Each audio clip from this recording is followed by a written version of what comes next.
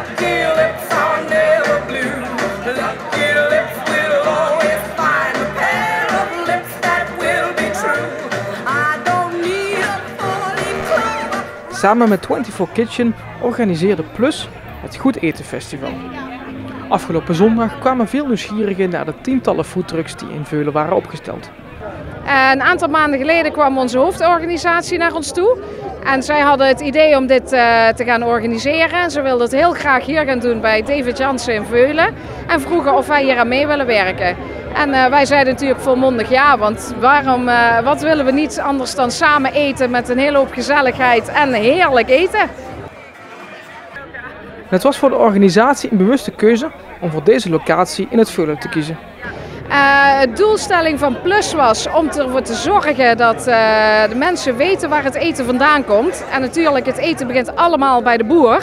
Dus ze vonden het erg leuk om het bij de boer te doen. En dan kun je dus zien wat er allemaal gebeurt met het eten. Er is vandaag ook schapenhoede. En dan kun je ook zien wat er allemaal met de schapen gebeurt. En dat is natuurlijk wel heel erg leuk voor de kinderen, maar ook voor de ouderen. Tijdens het festival viel er veel te proeven. Maar ook werden er kookclinics gegeven door de koks van 24 Kitchen. Ja, ik mag vandaag een fantastisch leuke workshop geven, een wok-workshop. Ik heb namelijk een nieuw boek, Wokking Lekker. En ik ga dus wokken, dus dat is snel, makkelijk, gezond, vers. En ik denk dat dat iedereen heel erg leuk vindt. Ik ga een kip cashewwok maken en een appeltaartjes uit de wok.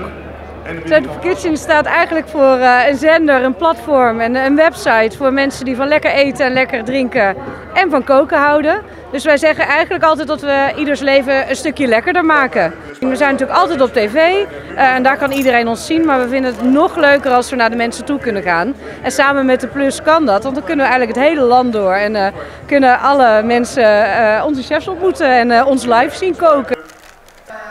Voor Judith van Dijk was de middag zeer geslaagd. Het is erg leuk dat 24 Kitchen hier is met de kookcolleges, want dat voegt echt iets toe aan een foodfestival. Want zij laten gewoon zien hoe je goed eten kunt bereiden.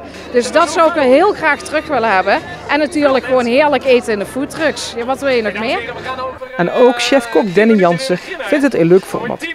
Al moet hij sommige kennis nog wel een beetje bijschaven. Ik vind het fantastisch hier. Ik vind het zo leuk.